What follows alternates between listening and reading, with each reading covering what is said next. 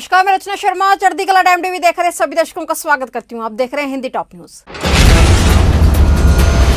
भीषण चक्रवाती तूफान तौकते मध्य रात्रि में सौराष्ट्र क्षेत्र के दीव और ऊना के बीच गुजरात तट से टकराने के बाद कमजोर पड़ गया है। मौसम विभाग ने बताया कि ताउते अब काफी गंभीर चक्रवाती तूफान से कमजोर होकर गंभीर चक्रवाती तूफान में तब्दील हो गया है। चक्रवात के कारण मुंबई में भारी वर्षा हुई और गुजरात में 2 लाख से अधिक लोगों को निकालकर सुरक्षित स्थानों पर पहुंचाना पड़ा। विभाग ने ट्वीट कर लिखा कि चक्रवात का अगला हिस्सा तट से होकर गुजर चुका है और अब पिछला हिस्सा भी जमीनी हिस्से की ओर बढ़ रहा है। पश्चिमी तट पर बनी विषम परिस्थितियों के बीच भारतीय नौसेना ने मुंबई तट के पास 2 नौकाओं में सवार 400 से अधिक लोगों को बचाने के लिए अपनी अग्रिम पंक्ति के 3 युद्धपोतों को तैनात किया है। नौसेना के अधिकारियों ने बताया कि बेहद विपरीत मौसमी परिस्थितियों और काफी शांत समुद्र में जीएल कंस्ट्रक्टर पर सवार कई लोगों को बचा लिया गया है।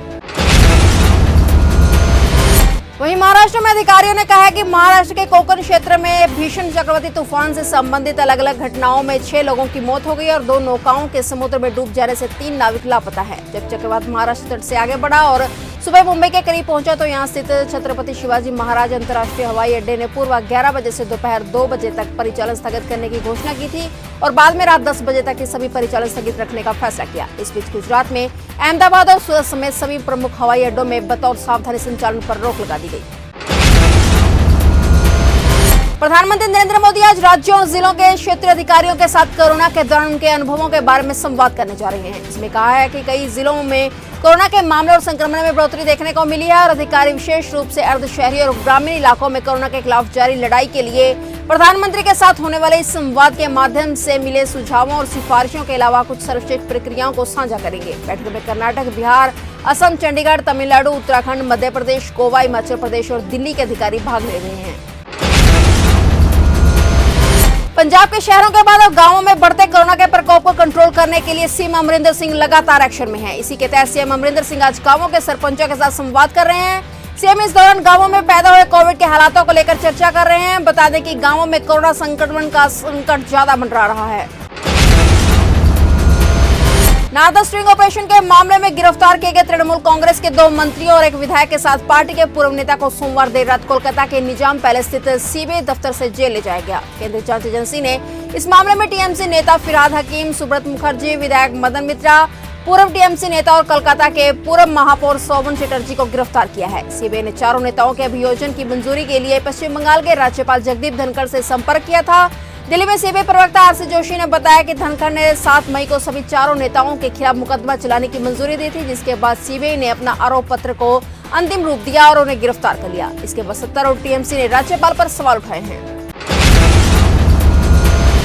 इंडियन मेडिकल एसोसिएशन के पूर्व राष्ट्रीय अध्यक्ष और हार्ट केयर फाउंडेशन के प्रमुख एवं पद्मश्री डॉक्टर के अग्रवाल का 62 साल की उम्र में सोमवार रात कोरोना से निधन हो गया। डॉक्टर अग्रवाल की कोरोना रिपोर्ट पॉजिटिव आने के बाद उनका एम्स में इलाज चल रहा था और वे विशेष डॉक्टरों की टीम की निगरानी में थे। 3 दिन पहले ही तबीयत बिगड़ने पर उनको वेंटिलेटर सपोर्ट पर रखा गया था, लेकिन सोमवार रात उनकी तबीयत ज्यादा खराब हो गई और करीब 11:30 बजे उनका निधन हो गया। चमोली में स्थित भगवान बद्रीनाथ के कपाट आज सुबह ब्रह्म मुहूर्त में खोल दिए गए हैं। पिछले वर्ष की तरह इस बार भी कोविड-19 के कारण कपाट खोले जाने के दौरान श्रद्धालु उपस्थित नहीं थे और सीमित लोगों की मौजूदगी में ही समारोह हुआ। हालांकि देश भर के लाखों श्रद्धालु बद्रीनाथ, केदारनाथ, यमुनोत्री और गंगोत्री धाम के ऑनलाइन दर्शन कर सकेंगे। बद्रीनाथ धाम के कपाट ब्रह्म बेला पर 4:15 पर विधि विधान और वेद मंत्रोच्चार के साथ खोले गए। मुख्यमंत्री तीरथ सिंह रावत ने बद्रीनाथ धाम के कपाट खोलने पर प्रसन्नता जताई और जन कल्याण तथा आरोग्यता की कामना की। पेट्रोल डीजल की कीमतों में मंगलवार को भी इस महीने 10वीं बार वृद्धि की गई और मुंबई में पेट्रोल 99 रुपए प्रति लीटर के पार निकल गया। दिल्ली और मुंबई समेत देश के 4 बड़े महानगरों में आज पेट्रोल की कीमत 27 पैसे तक और डीजल की 31 पैसे तक बढ़ाई गई है, जिसके साथ नए दाम नए रिकॉर्ड स्तर पर पहुंच गए हैं और राष्ट्रीय राजधानी दिल्ली में मंगलवार को पेट्रोल की कीमत 27 पैसे बढ़कर 92 रुपए 85 पैसे प्रति लीटर, वहीं डीजल का मूल्य 29 पैसे बढ़कर 83 रुपए 51 पैसे प्रति लीटर पर पहुंच गया है। कोरोना के खिलाफ जंग में कारगर मानी जाने वाली कोविड-19 वैक्सीन पर जहां लाखों लोगों का भरोसा है, तो वहीं कुछ इस पर सवाल भी उठा रहे हैं। अब ऐसे में स्वास्थ्य एवं परिवार कल्याण मंत्रालय ने स्वास्थ्य कर्मियों और टीका लेने वालों के लिए एडवाइजरी जारी की है, ताकि वे लोगों को कोविड-19 टीका विशेष रूप से कोविशील्ड लगाने के 20 दिनों के भीतर होने वाले लक्षणों के बारे में जागरूक कर सकें। और अपडेट्स लेकर फिर से हाजिर होंगे, क्योंकि समाचारों का सिलसिला यहाँ कभी नहीं थमता।